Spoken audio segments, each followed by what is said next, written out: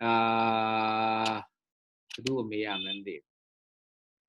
Who was that? Who is that? Masumya. Yeah, bye this. Mobile come general me, general Benaya, I will let Laguna Biora. Target segment ay buying. How dare general?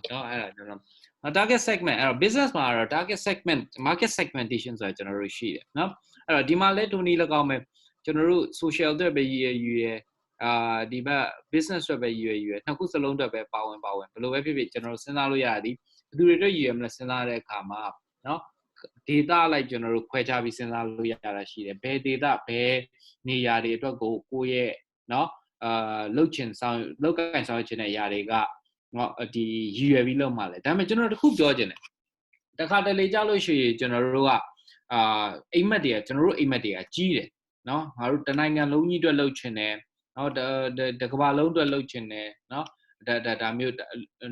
လူမျိုးတစ်ခုလုံးအတွက်လုပ်ချင်တယ်ဒါမျိုးတွေရှိတတ်ကြသို့တော်လည်းပဲကျွန်တော်ကပုံမှန်ဖြင့်small business တွေကိုအကြံပေးတယ်အကြံပေးတယောက်အနေနဲ့ပုံမှန်ပြောလို့ရှိတာတော့ဘာလဲဆိုတဲ့အခါကျတော့ dream big အိမ်မက်ကြီးမှတ်ပါဒါပေမဲ့လည်းဘာလဲဆိုလို့ချင်း start small တေးသေးပဲစဖို့အကြံပေးခြင်းဟုတ်ပြီနော်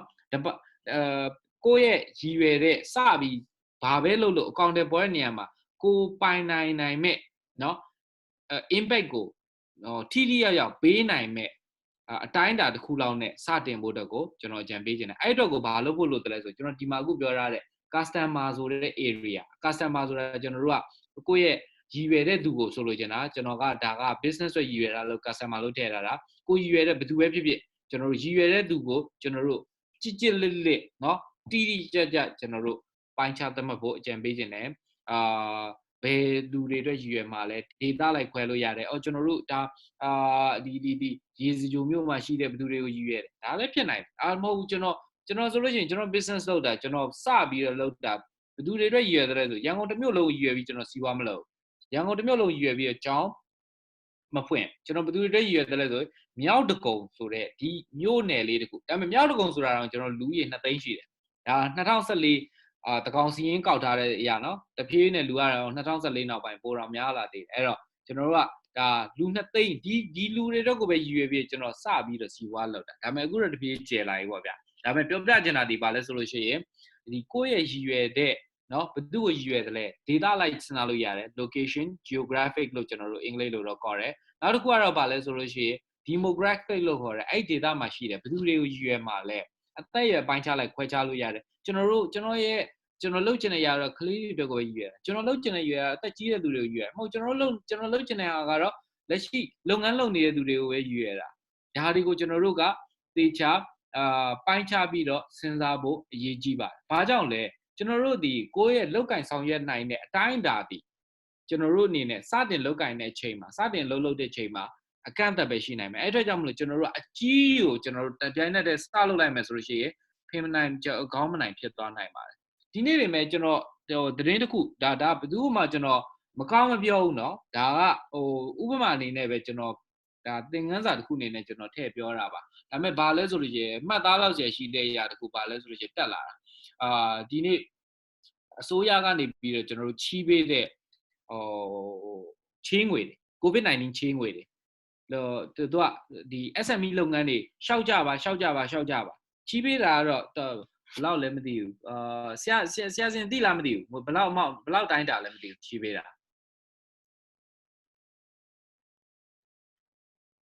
ဆရာစင်မရှိဘူးတဲ့နော်ဒီမှာသိကြလားမသိဘူးဘယ်လောက်တိုင်းတာချီးကြရလဲကျွန်တော်လို့ပြောပါရဲ့ဆရာဟုတ်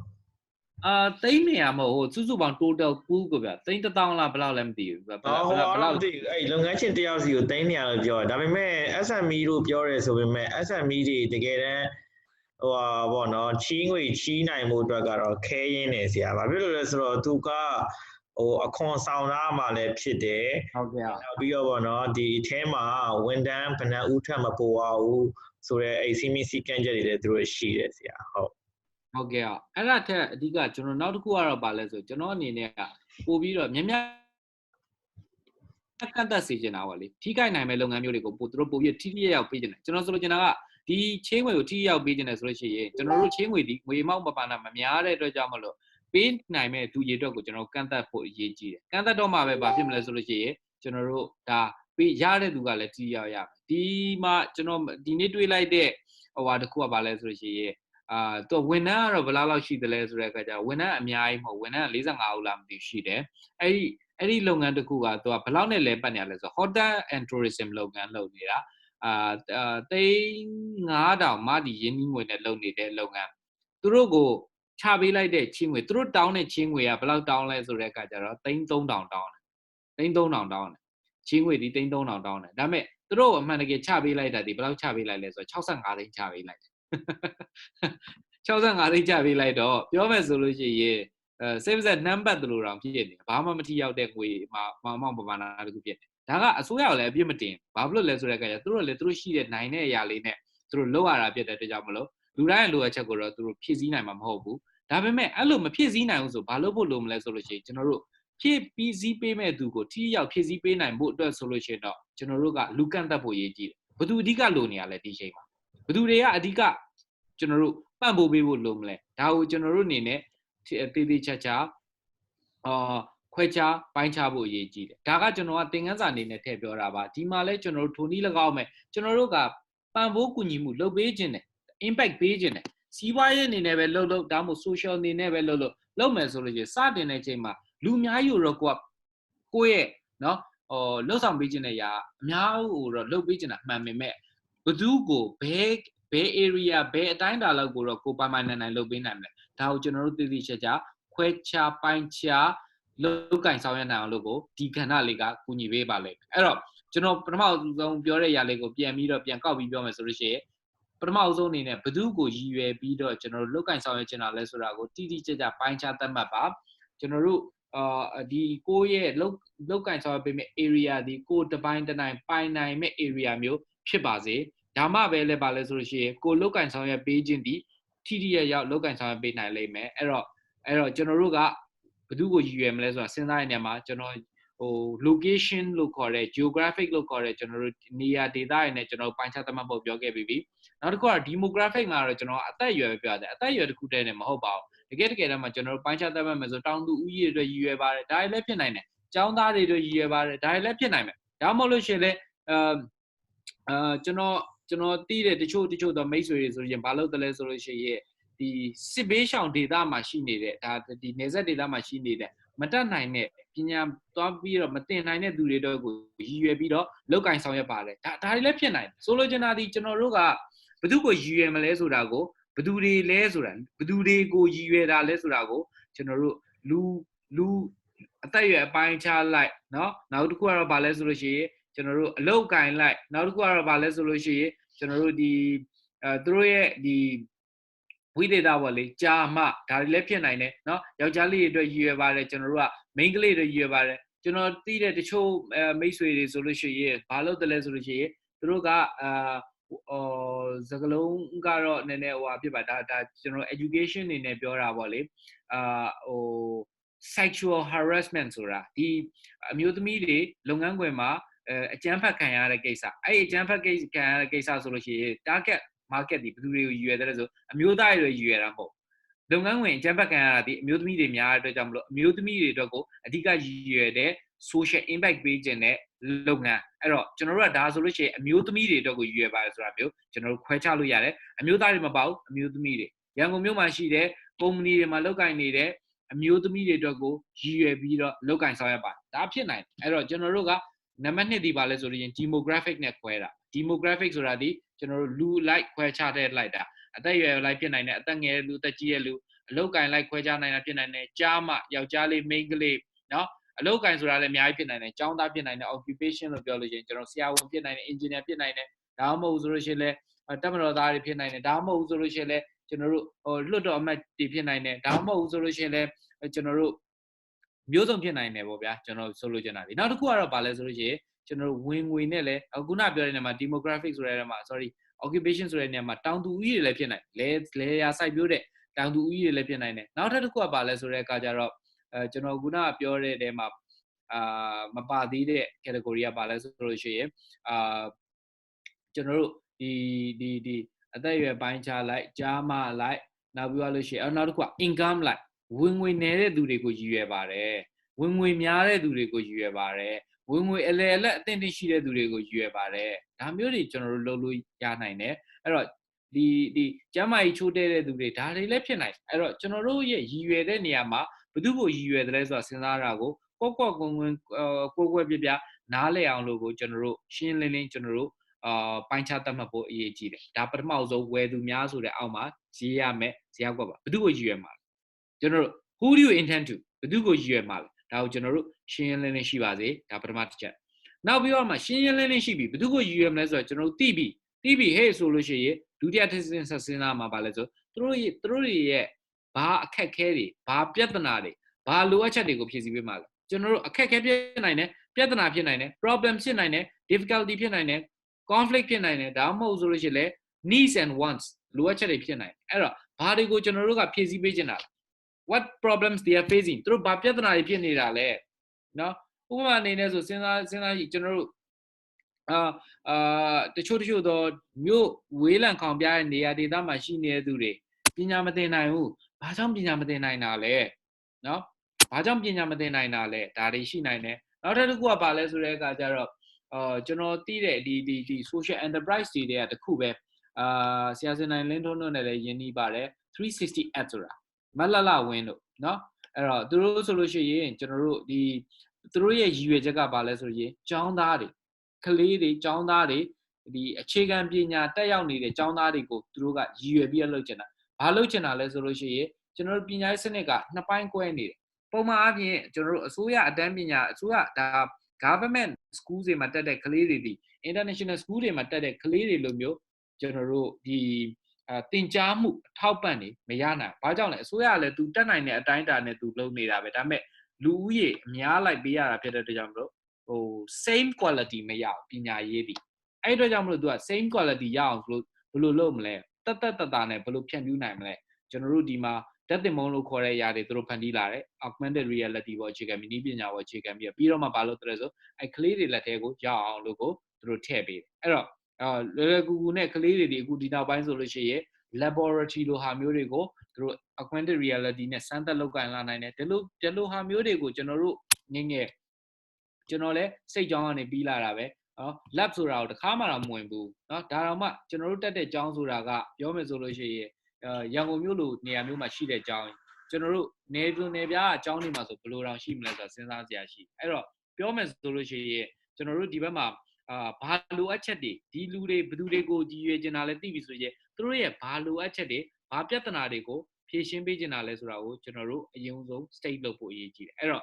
နှစ်ခုရှိပြီเนาะအဲ့တော့ဘယ်သူတွေကိုရွေးမှာလဲသူတို့ရဲ့ဘာပြဿနာတွေကိုဖြေရှင်းပေးမှာလ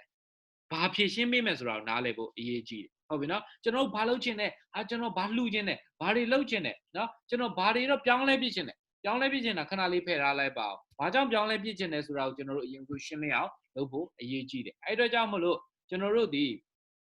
เนาะ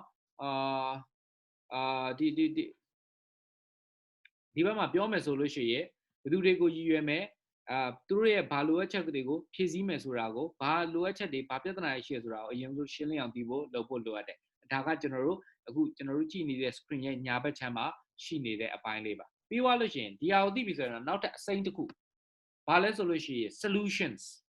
ပြဿနာသိပြီဆိုလို့ရှိရင်အဲ့ပြဿနာကိုကျွန်တော်တို့ကဘယ်လိုဖြေရှင်းမှာလဲဘယ်လိုနည်းနဲ့ဖြေရှင်းမှာလဲနည်းပညာနဲ့ဖြေရှင်းမှာလားဒါမှမဟုတ်ဆိုလို့ရှိရင်ဘယ်လိုနည်းနဲ့ဖြေရှင်းမှာလဲဒါကိုကျွန်တော်တို့ဖြည့်ရှင်းဒီ solutions ကိုကျွန်တော်တို့ချရေးရမယ်အပိုင်းမှာဟုတ်ပြီဒီဘက်မှာဆိုလို့ရှိရင်တော့မလလဝင်လို့ဖြည့်ရှင်းတော့ဆိုလို့ရှိရင်တော့ရှင်းတယ်ဤပညာခြေပြုပြီးတော့ augmented reality နဲ့ဖြည့်ရှင်းတော့မှာဒါရှင်းတယ်အဲ့လိုပဲကျွန်တော်တို့ဒီ Tom Shoes ကလောက်သွားတဲ့အရာဆိုလို့ရှိရင်လေဖနက်ကိုအလူမခံနေဘူးဖနက်ကိုအလူမခံကျွန်တော်တို့ဖနက်ခင်ဗျားတို့လုံးလို့ရတာရှိရင်နော် Tom Shoes လုံးလို့ရဖနက်ကိုဆိုလို့ရှိရင်ခင်ဗျားတို့မစည်းတော့တဲ့ဖနက်အဟောင်းတွေကျွန်တော်တို့ကိုလှူပါနော်အိမ်တိုင်းမှာကျွတ်လေးတွေသွားပေးရမယ်ဖနက်အဟောင်းတွေလှူမယ်လှူပြီးရင်အဲ့ဖနက်အဟောင်းတွေရလာတဲ့ဟာတွေကိုကျွန်တော်တို့ဘာသွားလုပ်မလဲသွားပြီးတော့အဲ့နယ်တွေမှာပြန်သွားလှူမယ်ဒါတွေလည်းလုပ်လို့ရတာပဲဒါမှမဟုတ်ဆိုရင်အလှူငွေပေးပါမန်တက်ဆောင်မယ်အလှူငွေခံမယ်ပြီးလို့ရှိရင်ကျွန်တော်တို့ဖနက်တွေဝယ်ပြီးတော့သူတို့ပေးမယ်ဒါလည်းလုပ်လို့ရတာဒါ solution တွေမျိုးစုံပဲဖနက်ကိုဘယ်လိုလုပ်မလဲသူဘယ်လိုလုပ်လိုက်လဲရှင်းတယ်သူလုပ်ချင်တဲ့ရသည် buy one get one one for one if you buy one you donate one pair of shoes အဲ့တော့မင်းဖနက်တရံဝင်ရင်မင်းဖနက်တရံလှူပြီးသားဖြစ်နေမယ်ဒီ ဒီနီးလန်းနဲ့သူဖြည့်ရှင်းလိုက်တယ်ဘလို့ဖြည့်ရှင်းမှလဲကျွန်တော်တို့ကစဉ်းစားဖို့အရေးကြီးတာဘလို့ဖြည့်ရှင်းမလဲနော်ဥပမာကျွန်တော်တို့ရေတွေမရဘူးဟုတ်ပြီဒီရေရှားပါတဲ့နေရာတွေမှာရေတွေရအောင်လို့ဘလို့ဖြည့်ရှင်းမလဲ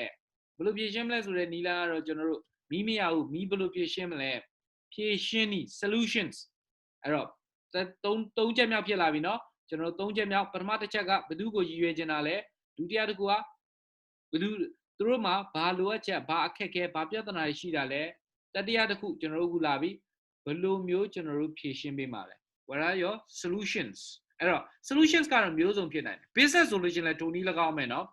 business မှာလည်းကျွန်တော်တို့ solutions တွေကျွန်တော်တို့စဉ်းစားရတယ် solutions ကျွန်တော်တို့ဒီဝယ်သူတွေရဲ့လိုအပ်ချက် business တစ်ခုအနေနဲ့စဉ်းစားမယ်ဆိုကျွန်တော်တို့ဒီဝယ်သူတွေရဲ့လိုအပ်ချက်ကိုမဖြည့်ဆည်းပေးနိုင်ဘူးဆိုလို့ရှိရင်ဝယ်သူဒီဒုတိယတစ်ခေါက်ကျွန်တော်တို့စီပြန်လာဖို့စဉ်းစားမှာမဟုတ်ဘူးဟုတ်ပြီနော်ဒါက business အနေနဲ့စဉ်းစားတာဝယ်သူတွေရဲ့လိုအပ်ချက်ကိုဒီမဖြည့်ဆည်းပေးနိုင်ဘူး if you don't have solutions ဆိုလို့ကျင်တာ there will not come second buy ဒုတိယတစ်ချိန်ပြန်လာဝယ်တယ်ဆိုတာရှိမှာမဟုတ်ဘူးရှေ့တစ်ချိန်ကသာဗာလဲဆိုဂျင်းတက်ခံလိုက်ရတာနော်နောက်တစ်ချိန်ပြန်လာမှာမဟုတ်ဘူးဟုတ်ပြီနော်အဲ့တော့ကျွန်တော်တို့က solutions အရင်ရေးကြည့်တယ်ဒါပေမဲ့အဲ့ဒီ solution ဆိုတဲ့အရာကိုသိဖို့အတွက်ကဘာသိဖို့လိုမလဲရှေ့နှစ်ခုသိဖို့လိုမယ်ဘယ်သူကိုရည်ရွယ်မှလဲဘာလိုအပ်ချက်ကိုဖြည့်ဆည်းပေးမှာဒါ business အနေနဲ့စဉ်းစားတာ social impact အနေနဲ့လည်းထိုနည်း၎င်းပဲကျွန်တော်တို့ဒီစိတ်ဓာတ်ရှိတယ်တကယ်တမ်းကျွန်တော်တို့မှာဖြည့်ရှင်းတဲ့ solution ဖြည့်ရှင်းပေးနိုင်တဲ့နည်းလမ်းမရှိဘူးဆိုလို့ရှိရင်မှန်ကန်တဲ့နည်းလမ်းမရှိဘူးဆိုလို့ရှိရင်မှန်ကန်တဲ့နည်းလမ်းထိရောက်တဲ့နည်းလမ်းမရှိဘူးဆိုလို့ရှိရင်ကျွန်တော်တို့ဒီစိတ်ဓာတ်ရှိတယ်တကယ်ထိရောက်လုပ်ပေးကင်ပေးဆောင်ရွက်ပေးနိုင်တဲ့သူဖြစ်လာမှာမဟုတ်အဲ့တော့ကြောင့်မလို့ကျွန်တော်တို့ဒီနော်အနာကိုသိရမယ်ဈေးကိုကျွန်တော်တို့ဖော်ဖို့အရေးကြီးတယ်အဲ့တော့အနာသိဖို့ဆိုလို့ရှိရင်ဘယ်လူနာတွေကိုကုပေးမှလည်းသိဖို့အရေးကြီးတယ်ဒါတွေကိုကျွန်တော်တို့ကဒီအချက်၃ချက်ကတစ်ခုနဲ့တစ်ခုဒီ sequential ကျွန်တော်တို့ဆက်နေပါတယ်ပထမဆုံးဒီဘယ်သူကိုရည်ရွယ်တယ်လဲသိဖို့ဒုတိယဒီသူတို့ရဲ့ဘာလိုအပ်ချက်တွေဘာပြဿနာတွေဖြေရှင်းမလဲသိဖို့တတိယချက်ကတော့ကိုကဘယ်လိုနီးလန်းနေနဲ့ဖြေရှင်းပေးမလဲသိဖို့ပါ business တစ်ခုမှာဆိုလို့ရှိရင် solution ဆိုတဲ့အပိုင်းက your product ပဲ your service ပဲကိုရောင်းတဲ့ product ကိုရောင်းတဲ့ service ပဲအဲ့တော့ကျွန်တော်တို့ကတနည်းပြောမယ်ဆိုလို့ရှိရင်စီးပွားရေးလုပ်နေဆိုပြဿနာတွေကိုဖြေရှင်းပေးနေတာကျွန်တော်ကျောင်းမှာလာတတ်တဲ့ကျောင်းသားတွေဘာကြောင့်လာတတ်ကြတယ်ကျွန်တော်ကျောင်းမှာကျောင်းသားတွေလာတတ်ကြတယ်ဒီအခုဒီ diploma program တွေလာတတ်ကြတယ်ဘာကြောင့်လာတတ်ကြတယ်လဲစဉ်းစားရရှိတယ်သူတို့ဘာတွေသိချင်တာလဲဘာတွေဖြစ်ချင်တာလဲသူတို့လိုချင်တာသူတို့လိုအပ်ချက်ကဘာတွေလဲနံပါတ်1ဘာလဲဆိုရင်သူတို့ဒီ career တိုးတက်ဖို့လိုချင်တယ် career တိုးတက်ဖို့ဆိုလို့ရှိရင်နှစ်ချက်ရှိဖို့အရေးကြီးတယ်ဒါလုပ်ငန်းခွင်မှာဆိုပထမတစ်ချက်ဒီဘာလဲဆိုလို့ရှိရင်သူတို့ရဲ့knowledge expertise ကျွမ်းကျင်မှုနောက်ပြီးလို့ရှိရင်ဘ who တုတတွေတိုးပွားလာဖို့သူရဲ့လုပ်ငန်းပိုင်းမှာကျွမ်းကျင်မှုတွေတိုးပွားလာဖို့အတွက်ကိုလိုအပ်တယ်များပြားလာဖို့အတွက်ကိုလိုအပ်တယ်ဒုတိယတစ်ဆက်ဘာရှိတယ်လဲဆိုလို့ရှိရင်သူတို့အတွက်ကိုအာမခံချက်ရှိနိုင်မဲ့ဒီအတ္တမဝញ្ကြောင်းပညာတက်မြောက်ပြီးကြောင်းလက်မှတ်ထိရောက်တဲ့လက်မှတ်မျိုးရှိဖို့လိုအပ်တယ်ဒီလိုဟာတွေကိုပေးနိုင်ဖို့လိုအပ်တယ်ဆိုတော့အခြေခံကြမစဉ်းစားတတ်ပဲမစဉ်းစားနိုင်ပဲနဲ့ကျွန်တော်အနေနဲ့ကျောင်းသားဖွင့်မယ်ဆိုလို့ရှိရင်ရင်းဖြစ်သွားမှာဟုတ်ပြီနော်အဲ့တော့ကျွန်တော်တို့အနေနဲ့ကဝယ်သူဘယ်သူလဲသူတို့ရဲ့လိုအပ်ချက်ကဘာလဲဆိုတာကိုသိဖို့အရေးကြီးတယ်ဒါပေမဲ့ကျွန်တော်စဉ်းစားရရှိတယ်ကျွန်တော်ခုနကပြောဒီပလိုမာလာတက်တဲ့ကျောင်းသားအများစုကဒီအလုပ်လုပ်နေတဲ့ဝန်ထမ်းတွေprofessional တွေလို့ကျွန်တော်ပြောရဲဆိုလို့ရှိရင်အကယ်၍များကျွန်တော်ရည်ရွယ်တဲ့ကျောင်းသားကဝန်ထမ်းတွေ professional တွေမဟုတ်ဘဲနဲ့လုပ်ငန်းလုပ်ကိုင်တဲ့သူဆိုလို့ရှိရင်ခုနကျွန်တော်ပြောတဲ့ certificate လိုမျိုးတွေလိုမယ်တဲ့လက်မှတ်ကြီးတွေကသူတို့အဓိကဖြစ်မှာတဲ့မဟုတ်တော့ဘူးဆိုလို့ကျွန်တော်စဉ်းစားကြည့်လေကျွန်တော်အနေနဲ့ပဲလုပ်ငန်းရှင်ဒါဟိုနောက်ပိုင်းသူတို့ဂုံတွေဘာတွေအတွက်တက်တာတစ်ပိုင်းပဲဒါပေမဲ့လည်းဘာလဲဆိုလို့ရှိရင်သူတို့အနေနဲ့ကသူတို့ကျောင်းလာတက်တဲ့သင်တန်းတစ်ခုတက်တဲ့သူတို့ရဲ့ရည်ရွယ်ချက်တွေ certificate ရဖို့အတွက်ဘာကိုပို့လို့ခြင်းတယ်လဲဆိုလို့ရှိရင်ငါတို့ဒီကနေတက်လိုက်တဲ့အတန်းကနေပြီးတော့မှရလာတဲ့အသိပညာလေးနဲ့ငါလုပ်ငန်းတိုးတက်အောင်ဘာလုပ်လို့ရနိုင်မလဲဆိုတာကိုသူတို့ကပို့ပြီးတော့လိုချင်ကြတယ်အဲ့အတွက်ကြောင့်မလို့ကျွန်တော်တို့ကဘယ်သူကိုရည်ရွယ်မှာလဲဆိုတာကိုရှင်းရှင်းလင်းလင်းနားလည်တော့မှသူတို့ရဲ့ဘာလိုအပ်ချက်ရှိတယ်လဲသူတို့ဘာပြဿနာတွေရှိတယ်လဲဆိုတာကိုရှင်းရှင်းလင်းနားလည်မယ်ဒီဟာကိုရှင်းလင်းသိတော့မှကျွန်တော်တို့ဘယ်လိုဖြည့်ရှင်းပေးရမလဲဆိုတာကိုနားလည်မယ်တစ်ခုနဲ့တစ်ခုဒီဆက်ဆက်မှုရှိပါတယ်เนาะအဲ့တော့ဒါလေးကိုကျွန်တော်တစ်ချက်ထည့်ပြောခြင်းတယ်အဲ့တော့ကျွန်တော်တို့ကဒီမှာပြောချင်တာကဘာလဲဆိုလို့ရှိရင်ဒီဘယ်ဘက်ချမ်းဒီသူတွေကိုပြရတယ်လဲဘာလို့အချက်တွေကိုပြည်စည်းပေးမလဲ ပြီးလို့ရှိရင်နောက်ထပ်တစ်ဖက်ကတော့ဗာလဲဆိုလို့ရှိရင်သူတို့ရဲ့ဒီလိုအပ်ချက်တွေ problem တွေကိုဘယ်လိုဖြေရှင်းပေးမလဲဒါလေးကိုကျွန်တော်တို့စဉ်းစားတာအဲ့တော့ဒီဘက်မှာတော့ကျွန်တော်တို့ကဖြေရှင်းနည်းဆိုပြီးမိခဲ့သူဖြေရှင်းပြီးတူတူပါပဲကျွန်တော်ဒီကောင်ကိုတက်ခွဲမပြောတော့ဘူးဒါဖြေရှင်းနည်း solutions ကိုပြောရတယ်လို့ဘယ်ဘက်ချမ်းကိုကအစိမ်းရောင်လေးကိုတည်ထားစေချင်အဲ့တော့ဒီထိဗာမေးချင်တာမှရှိလဲမသိဘူးခင်ဗျဗာမေးချင်တာမှရှိလဲမသိဘူးမျက်လုံးစိမ်းကြီးတွေနဲ့ကြည်နေတော့သိတယ်နော်ဒီကြည့်တွေကိုသိတယ်နော်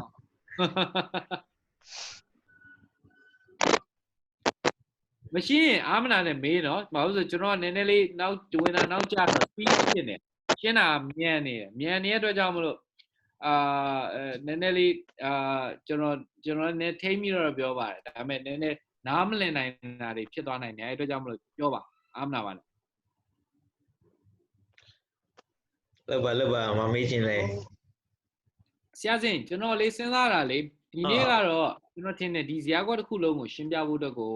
အခက်အခဲရှိနိုင်တယ်ကျောင်းသားတွေအနေနဲ့ရမ်းမြန်သွားရင်လည်းဟိုမဖြစ်လာဘူးအဲ့တော့ကျွန်တော်စဉ်းစားတာကနောက်တစ်ပတ်ကိုကျွန်တော်တို့ကဒီအပေါ်မှာအသုံးချပြီးတော့ပြန်ပြီးတော့assignment ပေးမယ်ဆိုတာလေးအစားကျွန်တော်နောက်တစ်ပတ်ကိုဘာလုပ်ချင်လဲဆိုရင်ဒီနေ့မှာကျွန်တော်အစိမ်းနဲ့အဝါနဲ့ကိုရှင်းပြပေးလိုက်ပြီးတော့အနီနဲ့ဒီ cycle နေရောင်လေးကိုကျွန်တော်ကအပြာနုရောင်လေးကိုကျွန်တော်ဟိုမှာနောက်တစ်ပတ်မှာရှင်းပြပေးပြီးတော့သူတို့ Q&A နဲ့လွတ်လွတ်လပ်မေးလို့ရတဲ့ session မျိုးလေးနဲ့နောက်တစ်ပတ်ကိုကျွန်တော်လုပ်လိုက်ရင်များပို့ဆင်ပြေမလားလို့ပါခင်ဗျာဒါ contingency စဉ်းစားလိုက်တာရတယ်ဆရာ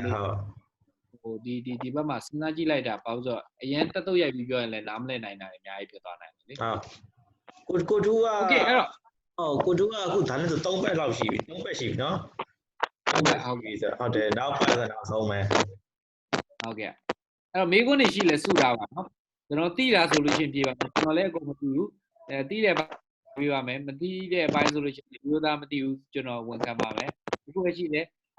ကျွန်တော်ဟိုဒီကဒီဆက်ပြီးတော့ဆက်သွယ်လာမယ်ဆိုလို့ရှိရင်တော့ဒါမှမဟုတ်လို့ရှိရင်လည်းဒီဘက်မှာ group တွေပဲပြောတာပါကျွန်တော်ထပ်ပြီးတော့ remind လေးလုပ်ပေးမယ်ဆိုလို့ကျွန်တော်ဖြေရှာထားပေးမယ်ဖြေရှာထားပေးပြီးတော့ကျွန်တော်ပြန်ပြီးတော့sharing ပြန်လုပ်ပေးပါကျွန်တော်မသိဘူးဒီတိုင်းမသိဘူးဒီတိုင်းမနေပါဘူးကျွန်တော်မေးလာတဲ့မေးခွန်းတွေကိုဖြေပြီးတာဝန်ရှိတယ်အဲဒါကြောင့်မလို့မရှိခဲ့ရင်လည်းဒီကိုကျွန်တော်ရှာပြီးတော့ပြန်လုပ်ပေးပါနော်အဲ့တော့ဆက်ပြီးတော့ပြောအောင်နော်အဲ့တော့စိမ်းအောင် file လေးပြီးသွားတဲ့အခါမှာဘာရှိလာသလဲဆိုတဲ့အခါကျတော့ကျွန်တော်တို့မှာ how to deliver ဟုတ်ပြီနော်ပြဿနာလည်းသိပြီအဖြေလည်းရှိပြီပြဿနာလည်းသိပြီဘယ်လိုဖြေရှင်းပေးမလဲဆိုတဲ့အဖြေလည်းရှိပြီအဲ့ဒါကို set ပြီးပိုင်းနှစ်ပိုင်းရှိပါတယ်အလဲမှာကျွန်တော်တို့ဖော်ပြထားတဲ့ marketing and distribution အဲ့တော့ distribution ကိုနည်းနည်းစဉ်းစားကြည့်ရအောင် distribution ကျွန်တော်တို့က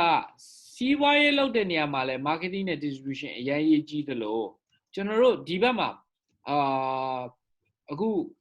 ကျွန်တော်တို့ private လုပ်တဲ့အလုပ်တွေမှာဆိုလို့ရှိရင် marketing နဲ့ distribution အရင်ရေးကြီးပါတယ်ဥပမာအနေနဲ့စဉ်းစားကြည့်ကြအောင်ဗျာကျွန်တော်တို့ distribution ဆိုတာကပြောမယ်ဆိုလို့ရှိရင်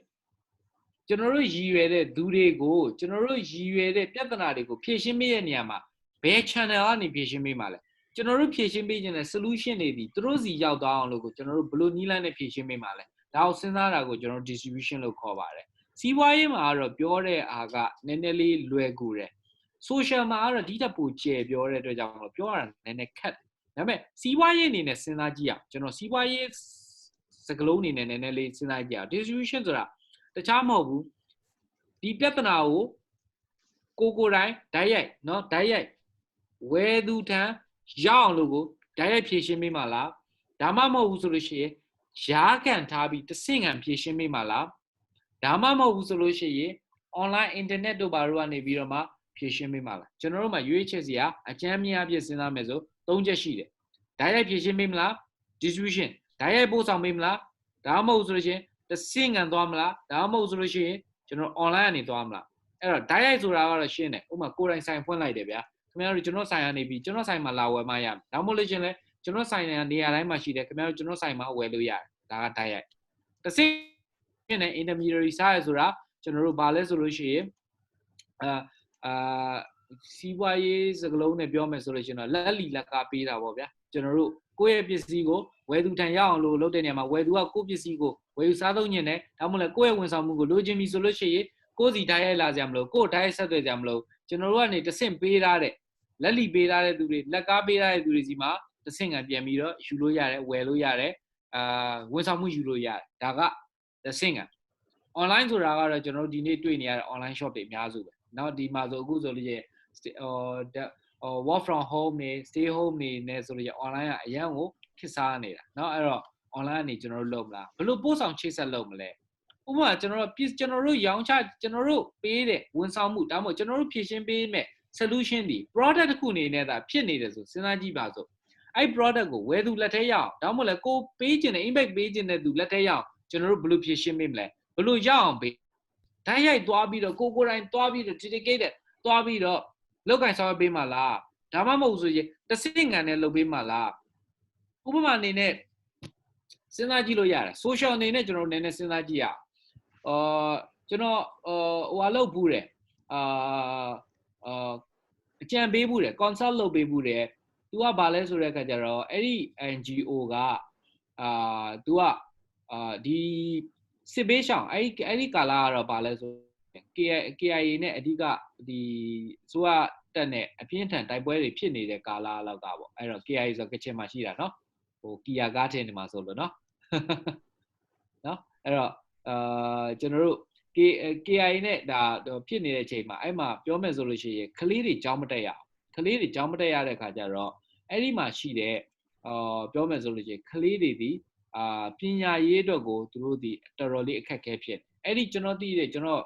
မိတ်ရိုက်တာလုပ်တဲ့အဲ့ NGO တခုကသူကဘာလုပ်ချင်တာလဲဆိုတဲ့အခါကျတော့အဲ့ဒီမှာရှိတဲ့စစ်ဘေးရှောင်ခန့်နေမှာရှိတဲ့ကလေးတွေကိုတွားပြီးတော့အတန်းပညာဟိုလစ်လက်မနေအောင်လို့ကိုတွားပြီးတော့သင်ကြားပေးခြင်းအဲ့ဒီဟာမျိုးကိုအဲ့ဒီ solutions ကိုပေးခြင်းအဲ့တော့ तू ကဘယ်လိုတွေပေးမလဲကျွန်တော်တို့ဒါကတော့ရှင်းတယ်ဒီဘက်မှာ तू ကဘာလုပ်မလဲဆိုလို့ရှိရင်ဒီ solutions အနေနဲ့ကို handout လေးတွေဟိုကလေးတွေဒီလွယ်ကူကူတလုံးမိုးတွေဟိုဟာလုပ်လို့မရနိုင်ဘူးအဲ့အတွက်ကြောင့်မလို့တေးကြဟိုဖြစ်အောင်လို့ကိုသူတို့အတွက် specialized manual စီထုတ်မယ်ပြီးရင်သင်ကြားနည်း curriculum တွေပြန်ရေးဆွဲမယ်ပြီးရင်ထိထိရောက်နဲ့တူတုတ်နဲ့အဓိကကြမဲ့အရာတွေကိုသူတို့ဒီကလေးတွေရဲ့ခေါင်းထဲကိုရအောင်လို့ကိုထည့်ပေးမယ်ဒါတွေက तू က solution တွေအနေနဲ့ तू ကဖန်တီးပေးတာအဲ့တော့အဲ့ဒီသင်ယုံညွန်းတဲ့နေသင်ကြားမှုတွေကိုအဲ့ဒီကလေးတွေလက်ထဲဘယ်လိုမျိုးလုပ်ပေးမလဲဘယ်လိုပို့ဆောင်မလဲအဲ့မှာသူတို့အနေနဲ့စဉ်းစားကြနှစ်ချက်ရှိလားပထမချက်ကဘာလဲဆိုတဲ့အခါကျတော့အဲ့ဒီသူတို့ကိုယ်တိုင်ပဲသွားပြီးတော့အဲ့ဒီ camp တွေမှာသွားပြီးတော့ဝန်ထမ်းတွေထားပြီးတော့သင်ကြားမလားဒါပြီးစဉ်းစားကြတစ်ချက်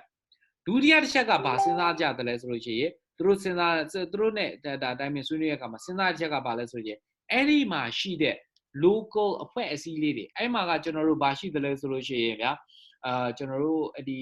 ကချင်ပြည်နယ်မှာက church တွေများတယ် church တွေများတယ်အဲ့တော့ church တွေများတဲ့အခါကျတော့အဲ့ဒီ church တွေမှာသွားပြီးတော့ဒီချိတ်ဆက်ပြီးတော့အဲ့ဒီမှာရှိတဲ့ဘုန်းတော်ကြီးဒီ church တွေ